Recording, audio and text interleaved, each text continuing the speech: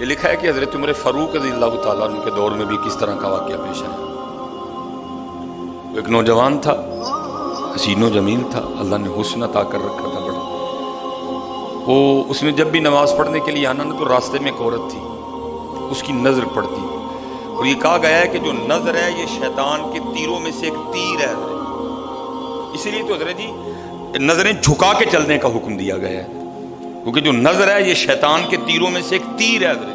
پڑھ تو یہ ایک دفعہ جاتی ہے لیکن کتنی دنوں تک حضرت اس نظر کا جو اثر ہے وہ دل سے نہیں جاتا۔ اپنی نظریں بڑی سنبھالو، اپنی نظریں بڑی سنبھالو۔ اس کی تو نظریں پاک تھیں لیکن راستے میں ایک عورت تھی، اس کی پاک نہیں تھی۔ اس نے آتے جاتے اس کو دیکھنا، شیطان نے اپنا کام کرنا شروع کر دیا۔ اس نے ایک دن کیا کیا، اس نے اپنی خادمہ سے نا اپنی خواہش کا اظہار کیا، میرا دل کرتا ہے کہ اس نوجوان سے نا تنہائی ملے، لیکن ملے تو ملے کس طرح؟ جو خادمہ تھی ذرا پکی عمر کی تھی، اس نے کہا یہ تو کوئی مشکل کام نہیں ہے، آج ہی رات کو بات بنا دیتی۔ وہ جب عشاء پڑھ کے وہ نوجوان مسجد سے نکلا نا، وہ خادمہ راستے میں کھڑی ہو گئی۔ اس کو روک لیا، اس کو 2-3 احادیث سنائی، 2-3 آیات مبارکہ سنائی اسی کے کام آنے کے حوالے سے۔ ہمارے گھر میں مرد کوئی نہیں ہے، کچھ وزنی سا سامان اٹھانا ہے، اگر آپ اٹھا دیں تو بڑی نوازش ہوگی، اللہ راضی ہوگا، اللہ کے رسول راضی ہوگا، کوئی مسئلہ نہیں۔ اسی طرح ہوا حضرت، وہ گھر لے گئی، پچھلے کمرے میں لے گئی۔ وہ جیسے کمرے میں داخل ہوئے، وہ عورت پہلے موجود تھی، اس نے جناب اندر سے چٹکنی لگا لی اور اس کے سامنے اپنی خواہش کا اظہار کیا۔ جیسے میں نے کہا نا بڑا مشکل موقع ہوتا ہے، لیکن وہ نوجوان ہماری طرح کا نوجوان نہیں تھا، وہ قرآن والا نوجوان تھا، اس کا تعلق قرآن سے مضبوط تھا۔ اس کو یہی آیت یاد آئی، وَلِمَنْ خَافَ مَقَامَ رَبِّهِ جَنَّتَانِ، جو اپنے رب کے حضور کھڑا ہونے سے ڈر گیا، موقع بھی تھا، طاقت بھی تھی، عمر بھی تھی، خواہش بھی تھی، پھر بھی ڈر گیا، نہیں میرا اللہ دیکھ رہا ہے، میں کل اپنے اللہ کے حضور کون سا منہ لے کے جاؤں گا، کس طرح اللہ اور اللہ کے رسول کی بارگاہ میں کل جاؤں گا۔ سارا کچھ کر سکتا تھا، کوئی تیسرا نہیں تھا، لیکن کیا نہیں، میرا اللہ دیکھ رہا ہے۔ وہ ایسا خوف طاری ہوا، ایسا خوف الہی طاری ہوا، گش کھا کے گر گئے نیچے، اور ڈر گئی۔ آگے بڑھ کے کسی نے نبض نہیں دیکھی کہ زندہ ہے کہ شہید ہو گئے، انہوں نے سمجھا کہ شاید مر گئے۔ اس نے دروازہ کھٹکھٹایا، باہر سے اس نے خادمہ نے دروازہ کھولا، اس نے کہا یہ تو مر گیا۔ اس نے کہا یہ بھی کوئی مشکل بات نہیں، بھائی نام تو اس پہ لگے گا نا جس کے گھر سے لاش برآمد ہوگی، تم ٹانگے پکڑو میں ہاتھ پکڑتی ہوں۔ انہوں نے تھوڑا سا محنت مشقت کر کے نا اٹھا کے جو باہر کوڑا پھینکنے کی جگہ تھی نا، اس نوجوان کو پھینک دیا۔ اب رات پڑ گئی، بیٹا گھر نہیں آ رہا، باپ پریشان تھا۔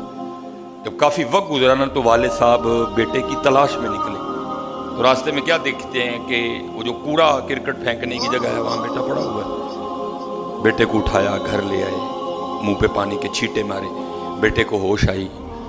باپ نے پوچھا پتر کیا ہوا؟ وہ بیٹے نے پھر سنانا شروع کیا۔ جب پھر وہاں پہنچا نا تو اس عورت نے مجھے دعوت زنا دی، تو پہلے تو خوف الہی کی وجہ سے بے ہوش ہوا تھا، اس بار اتنا خوف الہی نے غلبہ کیا کہ واقعی روح پرواز کر گئی۔ والد نے راتوں رات جنازہ کروا دیا۔ صبح والد صاحب فجر کی نماز کی جماعت میں شریک نہیں ہو سکے۔ جب نماز سے فارغ ہوئے نا تو امیر المومنین حضرت سیدنا عمر بن خطاب رضی اللہ تعالیٰ نے پوچھا بھائی وہ آج ہمارا فلاں مقتدی کیوں نہیں آیا؟ لوگوں نے ساری بات سنائی، حضرت جوان بیٹا تھا، انتقال کر گیا، رات ہی کو جنازہ ہو گیا، شاید اس وجہ سے حضرت نہیں جماعت میں تشریف لا سکے۔ آپ نے فرمایا چلو اپنے بھائی کے غم میں شریک ہوتے ہیں۔ حضرت سیدنا عمر فاروق رضی اللہ تعالیٰ عنہ آئے، باتیں ہوتی رہیں۔ آپ نے بیٹے کے انتقال کی وجہ پوچھی، بیٹے نے ساری بات سنائی۔ آپ نے فرمایا اچھا تیرے بیٹے کا انتقال خوف الہی کی وجہ سے ہوا ہے؟ تو اللہ تو فرماتے ہیں وَلِمَنْ خَافَ مَقَامَ رَبِّهِ جَنَّتَانِ، اور جو ہمارے رب حضور کھڑا ہونے سے ڈر گیا اس کے لیے 2 جنتیں ہیں۔ تو چل پھر مجھے ذرا اپنے بیٹے کی قبر پہ لے کے چل۔ لکھا ہے حضرت عمر فاروق اب اس کے بیٹے کی قبر پہ تشریف لے، اس کی قبر پہ کھڑے ہو کے اس نوجوان کو باہر سے مخاطب کر کے فرماتے ہیں، اللہ فرماتے ہیں وَلِمَنْ خَافَ مَقَامَ رَبِّهِ جَنَّتَانِ، اور جو اپنے رب کے حضور کھڑا ہونے سے ڈر گیا اس کے لیے 2 جنتیں ہیں۔ اے نوجوان اب آگے تو بتا، اللہ نے تجھے 2 جنتیں دیں کہ نہیں دیں؟ تو لکھا ہے قبر سے جواب آتا ہے امیر المومنین، رب سچا، رب کا رسول سچا، رب کا قرآن سچا، میں جیسے ہی قبر میں آیا ہوں اللہ نے مجھے 2 جنتیں عطا کر دی ہیں۔ بچو اسے بچو، اس دور کا سب سے بڑا فتنہ ہے، اس سے بچو، اور خود نہیں بچا جاتا، اپنے اللہ کے حضور بار بار گڑ گڑاؤ، یا اللہ سانو بچا لے۔ اور پھنسایا حضرت ہمیں انہوں نے اس طرح ہے، ہمارے معاشرے کو انہوں نے اس طرح کا بنا دیا ہے کہ یہاں زنا بالکل بری چیز نہیں سمجھی جا رہی، لوگ فخر سے بتاتے ہیں، اور یہ قرب قیامت کی نشانی ہے۔ لوگ گناہ کر کے فخریہ بتایا کریں گے۔ آج کا نوجوان فخریہ بتاتا ہے، میری اتنی گرل فرینڈز ہیں، آج کا نوجوان فخر سے بتاتا ہے، یہ قرب قیامت ہے، یہ نشانی ہے قیامت کی۔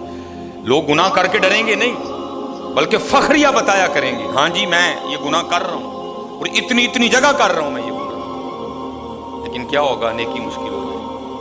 آج حضرت جی آپ دوسرا نکاح کر لیں، اللہ سنت ہے، قرآن میں اللہ خود کہہ رہے ہیں فَإِن طَابَ لَكُم مِّنَ النِّسَاءِ مَثْنَىٰ وَثُلَاثَ وَرُبَاعَ۔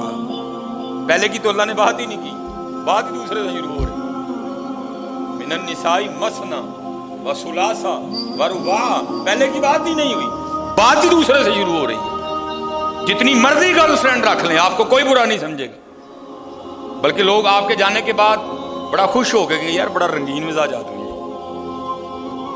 لیکن حضرت آپ دوسرا نکاح کر لیں، اسی وقت آپ لوگوں کے کاغذوں میں 2 نمبر ہو جائیں گے، پیکے بھی ناراض، سونے بھی ناراض، بھرا بھی ناراض، سالہ بھی ناراض، ہیں جی، چھوٹا بھی ناراض، بڑا بھی ناراض ہے۔ یہ کیا ہے؟ یہ قرب قیامت ہے۔